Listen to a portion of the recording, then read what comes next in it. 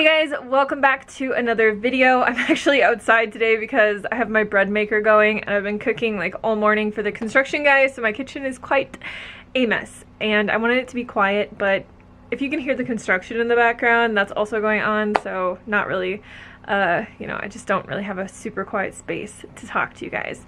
But today we are going to be doing another meal plan for maximum weight loss. So in these videos, I like to focus on calorie density to show you guys that you truly can eat more and weigh less. And that is all about not calorie restriction, but all about eating large volumes of food that can fill you up, where you feel full and satisfied and you don't feel like you're starving on a diet. So we want to focus on low calorie density, lots of vegetables, rice, beans, potatoes, fruits, vegetables, all the good stuff, beans, lentils, all that good stuff to keep us full and satisfied. And it makes it a lot easier to lose weight. I have lost 70 pounds eating this way, and it's all just about consistency and doing the best that you can from where you're at, and doing this from a place of love as well. So today in the video we are going to be making some really simple but also delicious oatmeal that I'm going to kind of show you a few ways to jazz it up. And then we have some red lentil chili for lunch, so I'll show you guys how I typically eat that and how I make like my 50-50 plate and all that.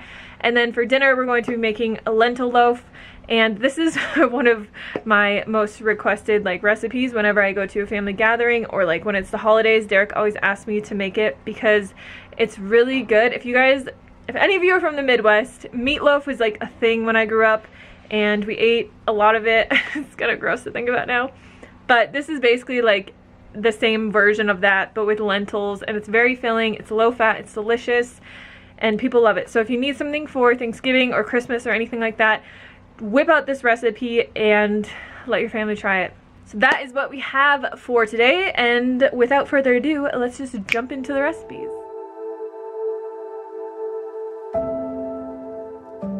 Hey guys, so for breakfast today we're actually going to be making next level apple oats. That's what I call them, because I invented or discovered, I'm not sure if anybody's ever done this before, but the other day I bought this tea at Safeway and I was drinking it and I'm like, this reminds me so much of this like delicious oatmeal that I used to have. So I thought, why don't I just take my boiling water and put a tea bag in it and then cook my oats in it, and it is delicious.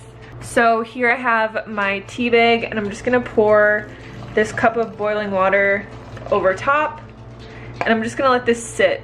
So I will just let that steep for a few minutes, but you could really use any kind of tea that you want. I haven't tried it with this coconut one yet, but I feel like it would be so good.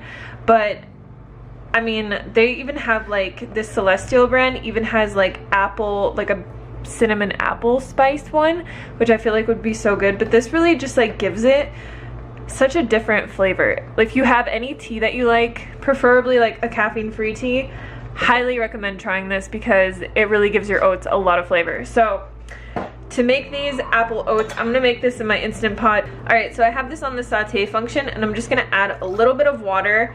And then this is one giant apple that I cut up, and I feel like it just cooks a lot better and it's easier to eat if you cut it into these little small tiny cubes. So we're gonna add this into here, and then I'm just gonna add a little bit of cinnamon. So when you do this like tea bag kind of thing, you don't really want to add tons of flavor because the tea will actually give the oats a lot of flavor. So I'm gonna let this cook for about a minute or two. My tea just needs to steep for 2 minutes as well. All right, so this has been cooking for 2 or 3 minutes, and now we're gonna add in the rest of our ingredients. So I have half of a cup of rolled oats here, and then I just have my cup of tea water. It's actually about 3/4 of a cup. So I'm gonna add that in. And then I'm just gonna cook this until the oats get nice and thick and the apples are all cooked. So usually this takes about 5 to 7 minutes. Alright, so our oats are done. You can see how thick they are. I like to cook them until they're really thick because I just don't really like runny oats. Alright, so now we can put this into a bowl. And you guys, this is really low in calorie density. So like for the apple, it's 100 calories, I'm guessing. And then the oats are like 150. And this makes a pretty big portion, if you can tell. So we're gonna add some stuff to this. I really like to add soy milk just because it gives it like this nice creamy flavor. Some of that in there. You could also add like coconut yogurt or any kind of plant yogurt to this.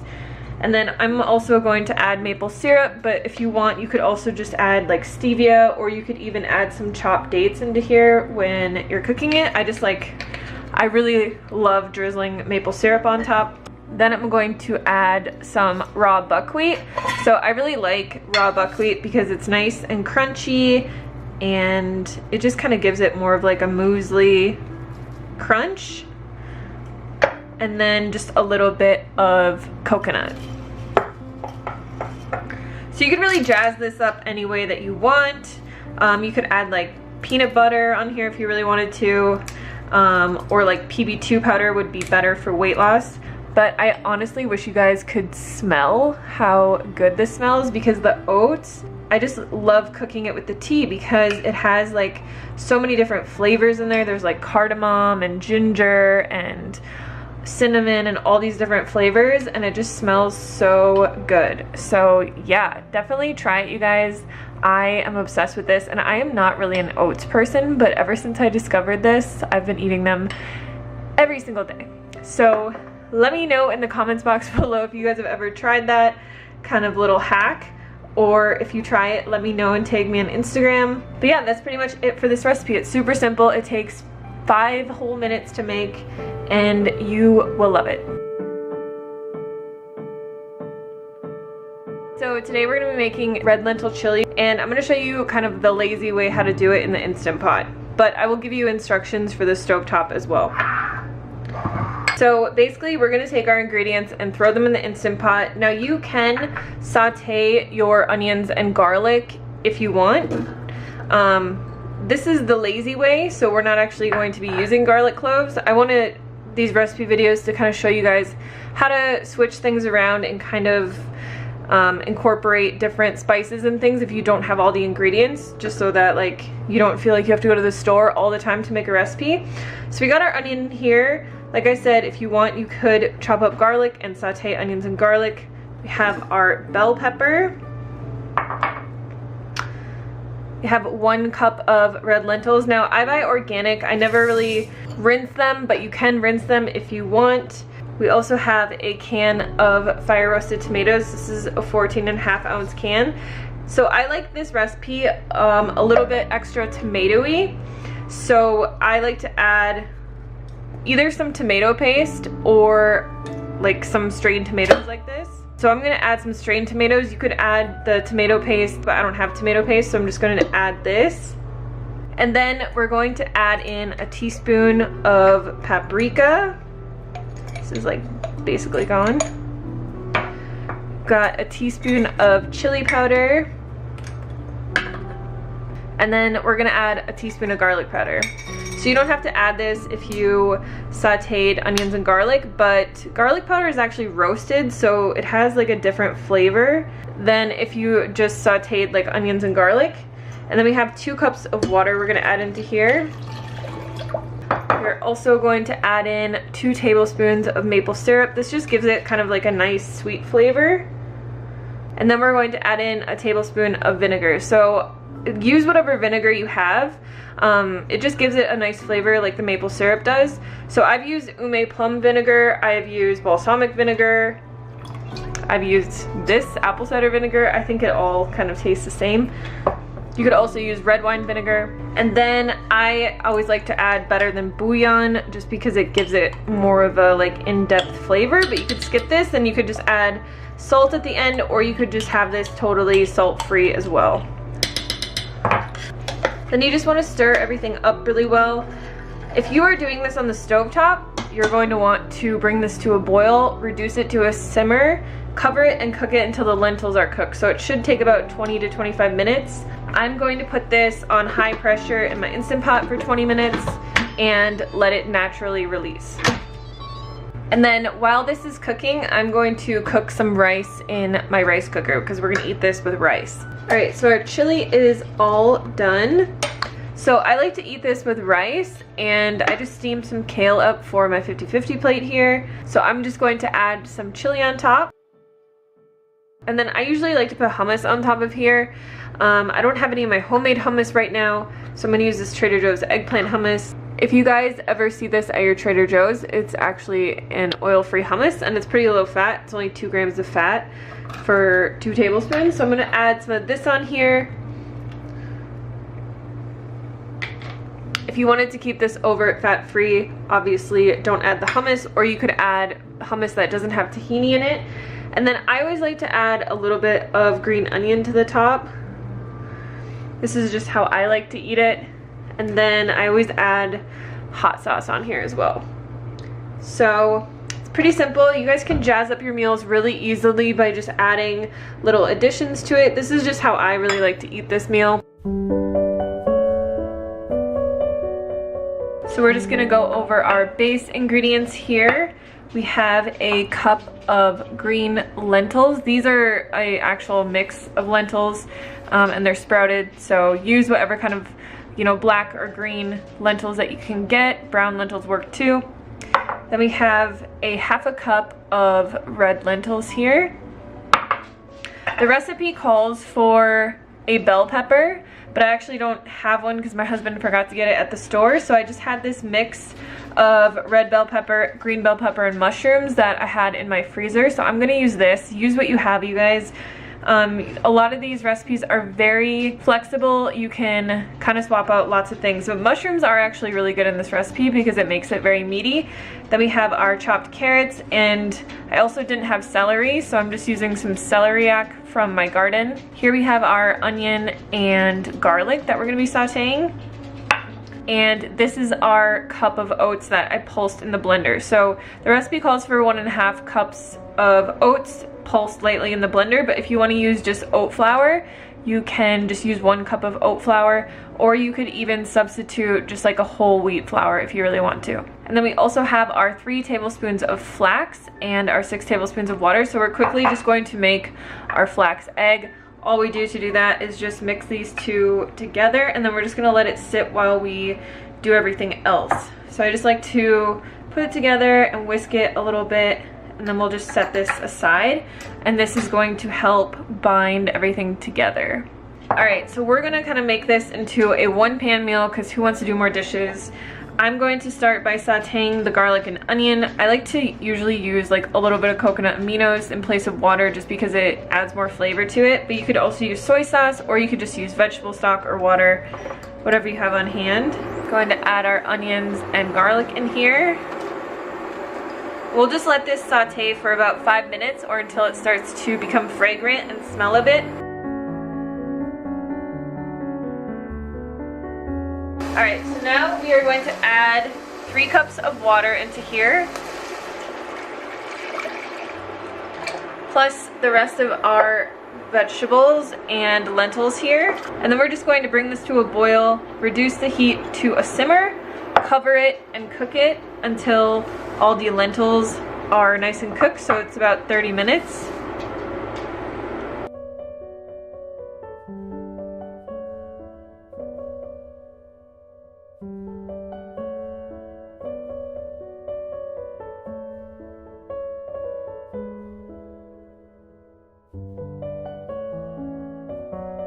Alright, so now that this is done, what we're going to do is first add our flax egg into here. So see how like gelatinous this has gotten? It is so thick. And this is just gonna help bind all of the lentils and everything together. So add that in. So then we're going to add in our seasonings. Here I have some thyme from my garden. If you guys ever have fresh herbs in your garden, use those over dried ones because they're so much more pungent and flavorful. And then I have Italian seasoning, fennel, onion powder, and a little bit of cayenne because we like it kind of spicy. So we'll add that in. You can leave the cayenne out if you want. The fennel is what gives it a really nice meaty kind of flavor. So if you guys want this smoky, This isn't actually in the recipe notes, but if you want, you can add a little bit of smoked paprika or some vegan Worcestershire sauce. I always say that wrong. Or you could also add in a teaspoon of liquid smoke. So I'm just gonna add in some of this vegan Worcestershire sauce, however you say it. And then the last thing that we need to add in is our oats. So just add them slowly, especially if you're using like a whole wheat flour, but this should be pretty thick at the end. And all of this is just gonna help it bind together really well. And just mix it together until you don't have any more dry spots. So this recipe, we actually didn't add any salt to it, but if you enjoy salt in your diet, you can definitely add a little bit of salt. I like to add salt at the very end of my cooking because if you add it while it's cooking, it really dissipates a lot and you get a lot of the sodium, but you don't get a lot of the flavor. So just add in a little bit of salt if you want. I would add about a teaspoon and mix it in really well. And then all we're going to do is transfer this to a loaf pan. So you just want to use a non-stick loaf pan and transfer this in here, and then we're going to bake this for 30 minutes on 350 degrees. I like to always use the convection option on my oven. So if you guys have that, use it because it helps everything cook a lot more evenly. If you don't have it, don't worry about it. It's not a big deal. We're gonna put this in here and then just really kind of like smush it into the corners and make it as even as you can. This will dehydrate a bit because we're gonna cook it uncovered, but you just want to press it all firmly together. And we're gonna cook this for 30 minutes and then we're gonna take it out after 30 minutes, put our ketchup on top, and then glaze that for another 15 minutes in the oven. And that's pretty much it.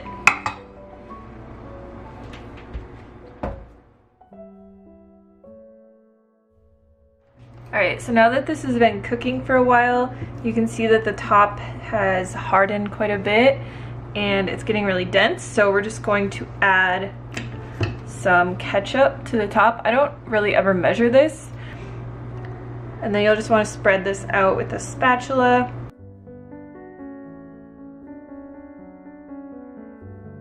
And then all we're going to do is just put this back in the oven for another 15 minutes and let the top caramelize. Alright, so this is all done. I've had it sitting here for about 30 minutes. You want to let it rest for a bit before you cut it. I just kind of made it look pretty. With this thyme on top, you can cut into this bad boy. And I'll show you guys a piece. And there you go. So I will usually put a side of mashed potatoes here or like potato fries. You could also eat this with a salad, but it's really simple to make. It's really thick, if you guys can see like the piece on the side, and you guys are gonna love it. Alright, that is it for today's video. I hope you guys try these out. I hope you love them. I will leave all the links and everything down below as always for you guys. And just remember to take your time with this. Don't strive for perfection. For me, like personally, I've learned a lot even from just losing the last 20 pounds again when I gained weight back. And what I've really learned is just to, like, I've found out who I am and what my tendencies are and what my personality is like. And I'm a Libra, so I really have to strive for like balance. And I've always tried, ever since I've basically started this channel, to be like really perfect with my diet and always eat clean and never eat like anything outside of those parameters. And personally, I've found over the years that like I just cannot do that. So for me, what works best is to do my absolute best as much as I possibly can. And for me, that's like 5 to 6 days per week.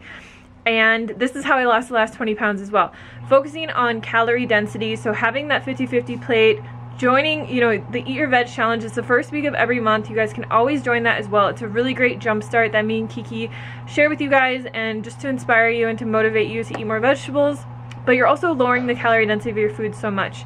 So for me, like losing the last 20 pounds, this time I really took like a very balanced approach to it, and I didn't try to be like super perfect all the time. And I think that it really helped me because I can be really strict with myself for most of the time, but I need to also be lenient with myself and have realistic expectations for my life and like going out to eat and things like that. So I found just like a few little tips that really helped me, and one of those is to never take anything off the table. Like obviously I'm vegan, I will always be vegan, I'm an ethical vegan for the animals, but for like oils and processed foods and stuff like that, if I say like I'm never gonna eat those foods again, it's like the first thing that I want to do.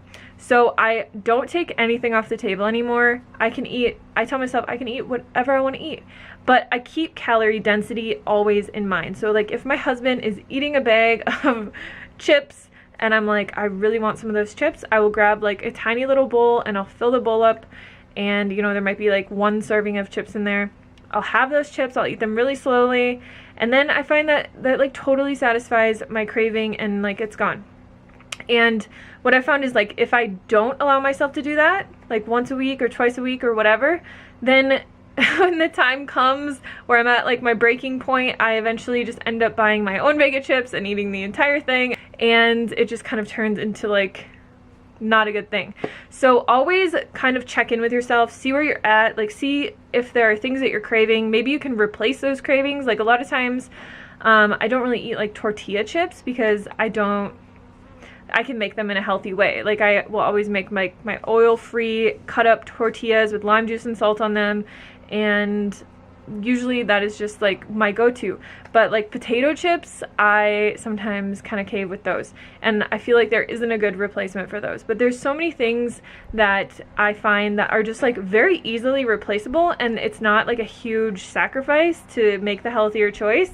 So I always keep that in mind, and always just keeping calorie density in mind. And if I have something that is very calorie dense, I have a very small portion of it, and then like I fill up on my healthy fruits and vegetables. So the last tip that I'm going to tell you guys, because I know the holidays are coming up, I know Halloween is coming up and Thanksgiving, all these things, and you're probably going to want to eat foods that are like off plan. So a strategy that works for me when I'm going out to eat with my husband, which we only do like maybe once a week or once every other week, but instead of like going there and being really hungry, and you know, sometimes you go to a restaurant and people will say like, oh, just order a side salad and eat that first, or order like a side of vegetables or 5 sides of vegetables and eat that first. A lot of times it's expensive because you're ordering a salad with absolutely nothing on it and they're still going to charge you the same price, or you're ordering like 5 or 6 tiny little sides of steamed vegetables. So what I actually do now, and what I did to lose the last 20 pounds, was I would basically just make like 2 pounds of steamed zucchini or steamed broccoli, and I put a little bit of nutritional yeast on there, maybe like a little bit of salt or lemon juice, and I would take that with me in the car on the way to the restaurant. Well, we live an hour away from most restaurants, so I would just like munch on that the whole time. And by the time that I got there, I was like, my belly was full, but I still wanted to have that like vegan burger or those vegan cauliflower wings or whatever it was.